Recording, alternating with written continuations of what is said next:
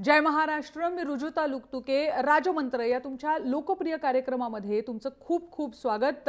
वातावरण असं काय तापलंय निवडणुकीचं, तुमच्या पण मनात बऱ्याच शंका असतील. कोण जिंकेल, कोण हरेल, किती मार्जिन असेल, असे सगळे प्रश्न तुम्हाला पण वाटत असतील. आणि म्हणून पंडित राजकुमार शर्मा यांच्याबरोबर आज आपण बऱ्याचशा निवडणुकीविषयीच्या घडामोडींबद्दल सुद्धा जाणून घेणार आहे. राजकीय भविष्यासाठी तसेही ते प्रसिद्ध आहेत. आजही आपण तोच विषय काही त्यांच्याबरोबर त्या विषयावर चर्चा करणार आहोत. पंडित राजकुमार शर्मा नेहमीप्रमाणे आपल्या बरोबर आलेले हैं. पंडित जी, बहुत बहुत स्वागत है आपका.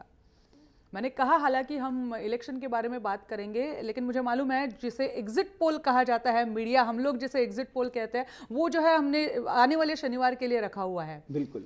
आज जो है उसके पहले की बात करेंगे हम. बिल्कुल बिल्कुल.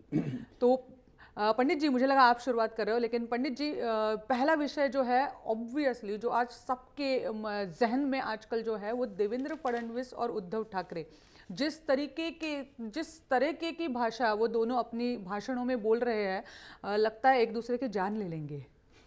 और अपने शब्दों से तो ले ही रहे हैं वैसे भी. बिल्कुल. देखिए, सबसे पहले तो मैं अपने दर्शकों का अभिनंदन करता हूं कि जिस तरह से उन्होंने हमारे शो की प्रशंसा और जिस तरह से हमारे शो को उन्होंने सराहा है. अब जो सवाल आपने किया है ये बहुत ही पेचीदा और वर्तमान स्थिति को दर्शाता है कि वर्तमान स्थिति में मुंबई म्यूनिसिपल कॉरपोरेशन में इलेक्शन है और इस इलेक्शन के लिए महाराष्ट्र की राजनीति में खलबल मची हुई है. Not only in Mumbai, Maharashtra के सब जगह पर, पूना में, नासिक में, औरंगाबाद में, सब जगह पे इलेक्शन. मैं किसी के भाषण सुनती हूँ, दोनों में से किसी के मुझे लगता है कि अरे इनको दे दो मुंबई, और ज़्यादा गुस्सा ना हो और ज़्यादा ऐसे तकलीफ ना हो. हाँ, बिल्कुल सही है. अब आपने जो सवाल किया कि उद्धव ठाकरे वर्सेस देवेंद्र फडणवीस, इस वक्त तो वही चल रहा है. बिल्कुल. हर जगह पे देखें कि देवेंद्र फडणवीस जो हैं उनको जल्दी प्यास लग जाती है और उद्धव ठाकरे जो हैं वो एक आक्रामक बिहेवियर लेकर बीजेपी के ऊपर अपना आक्रमण करते हैं. और यहाँ पर देवेंद्र फडणवीस जो है वो भी किसी तरह से कोई कम नहीं है. अगर हम इन दोनों की कुंडली का अध्ययन करें तो मित्रों, एक बात देखिए आप कि जब हम कुंडली का अध्ययन करते हैं तो दो चीजें देखते हैं. कभी कभी हम लड़का और लड़की की शादी के लिए मिलान करते हैं, मगर मैं हमेशा आज 30 साल से नेताओं की कुंडली का मिलान करते आया हूं. पंडित जी, टूटी हुई शादी ही समझिए. नहीं, ऐसा नहीं है. टूटी हुई होती तो इतने सालों से ये इकट्ठे सत्ता में ना आते. कहीं ना कहीं हम खाएंगे एक ही थाली में और तब भी वातावरण में गर्मी आती रहेगी, तब भी हम एक दूसरे के दुश्मन बन के रहेंगे. इस तरह का वातावरण बना हुआ है. तो अगर हम इन दोनों की कुंडली का अध्ययन करते हैं तो उद्धव ठाकरे सिंह राशि है उनकी. सिंह राशि 27/7/1968 और सिंह राशि के जो स्वामी है वो सूर्य है. यहां पे एक बात ध्यान से सुनिए कि कभी भी ज्योतिष शास्त्र जो है वो झूठा नहीं होता. गणना करने वाला कमजोर या नालायक विद्यार्थी हो सकता है. यहां पर आपने 30 सालों से देखा है कि उद्धव जी की कुंडली का अध्ययन करते हैं, राज की कुंडली का करते हैं, मगर इस बार सवाल है उद्धव ठाकरे और देवेंद्र फडणवीस का. देवेंद्र फडणवीस की कुंडली का जब हम अध्ययन करते हैं तो उनकी राशि है कुंभ. देखिए, सिंह राशि का स्वामी कौन है? सूर्य. कुंभ राशि का स्वामी कौन है? शनि. तो शनि और सूर्य पिता पुत्र जरूर हैं. आपने अभी बोला ना कि ये तो टूटी ही समझिए. हाँ. पिता पुत्र जरूर हैं, मगर उनकी कभी भी बनती नहीं है. इसलिए मैं आपकी बात के ऊपर भी ठप्पा लगाता हूं कि ये पॉसिबल है जो आपने बोला है. और मैं भी पिछले 2-2.5 साल से 2014 के इनकी शपथ विधि के बाद ये बोलता आया हूं कि 17/7/2017 के बाद ये कभी भी इस तरह का वातावरण बन सकता है, मगर सत्ता जो है वो एक दूसरे के साथ जोड़ कर रख रही है. और आगे कितना जोड़ के रखेगी उसके ऊपर हम, जैसे आपने बोला, शनिवार को भाषण करेंगे. कुंभ राशि का स्वामी शनि और उद्धव जी की कुंडली सिंह राशि का स्वामी सूर्य. नीलांजनम समाभासम रविपुत्र जमाग्रजम छाया मारतंड संबुत्तम तम नमामि शनेश्वरम. शनि सूर्य के पुत्र है, मगर आपने देखा होगा कर्म फलदाता शनि कभी भी अपने पिता के साथ में उनकी नहीं बनी और पिता की पुत्र के साथ में नहीं बनी. इस वक्त देवेंद्र फडणवीस की कुंडली का अध्ययन करें तो देवेंद्र फडणवीस की कुंडली के हिसाब से उनकी कुंडली में बुध की महादशा चल रही है और उद्धव जी की कुंडली में गुरु की महादशा शुरू हो चुकी है। और आगे देखिए कितनी सुंदर व्याकरण है ज्योतिष शास्त्र में। बुध और गुरु यानी उनकी बुध की दशा, इनकी गुरु की महादशा। बुध और गुरु कभी मित्र नहीं हुए। यहां पे राशियों में भी विरोधाभास है।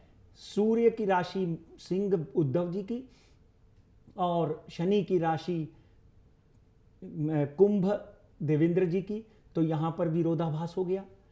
अब महादशाएं जो चल रही हैं इनकी बात करते हैं। तो महादशाओं में आप देखिए कि उद्धव जी की महादशा गुरु की और इनकी महादशा जो है वो गुरु की उद्धव जी की गुरु की और इनकी बुध की। तो वहां पे भी विरोधाभास।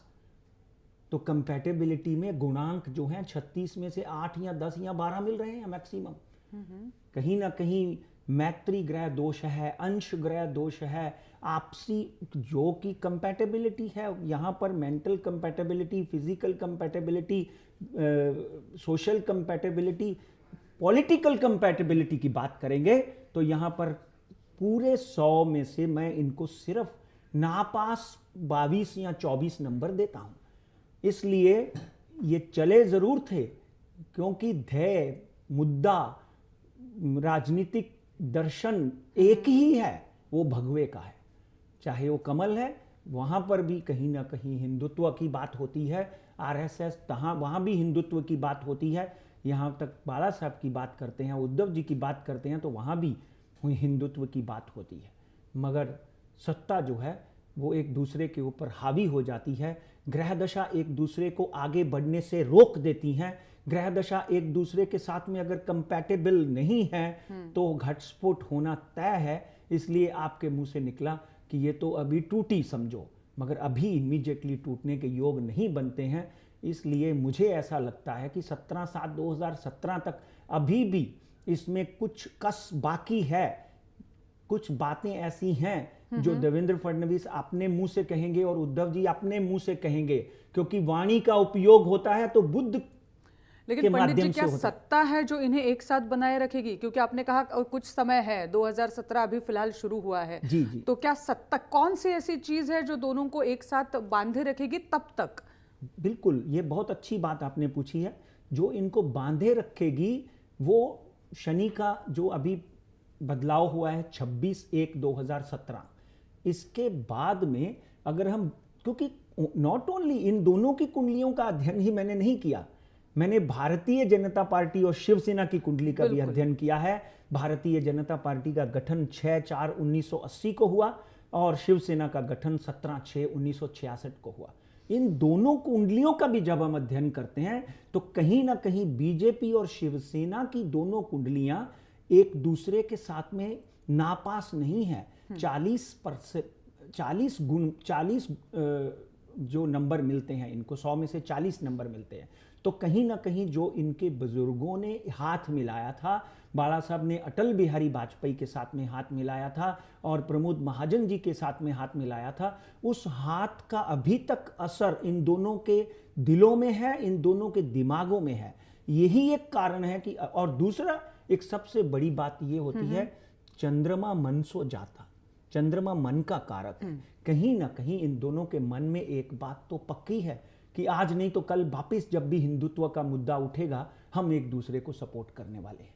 इसलिए वो दिन भी मुझे याद है कि जब बाला साहब ने बाबरी मस्जिद के लिए कुछ बातें कही थी, वो दिन भी मुझे याद है कि जब अटल बिहारी वाजपेयी या भारतीय जनता पार्टी आज भी मंदिर बनाओ का नारा बना के नहीं बना, वो अलग बात है, आज भी उसको मुद्दा उठाती रहती हैं।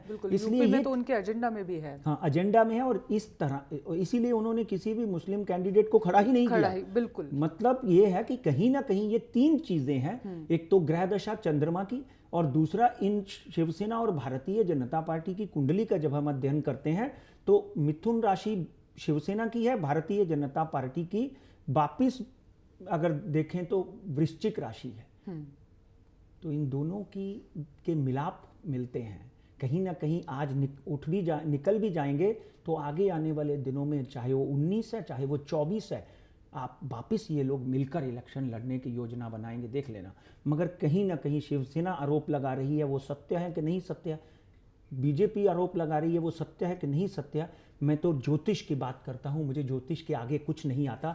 ज्योतिष शास्त्र के मुताबिक कहीं ना कहीं इनके अंदर इस तरह का मनमुटाव बढ़ता रहेगा और 17/7/2017 से 40 दिन पहले या 40 दिन बाद ये आपस में एक दूसरे को छोड़कर अपनी अपनी राह पकड़ सकते हैं। जी पंडित जी, ये भी एक भविष्यवाणी ही है जो इस कार्यक्रम के जरिए आपने की है।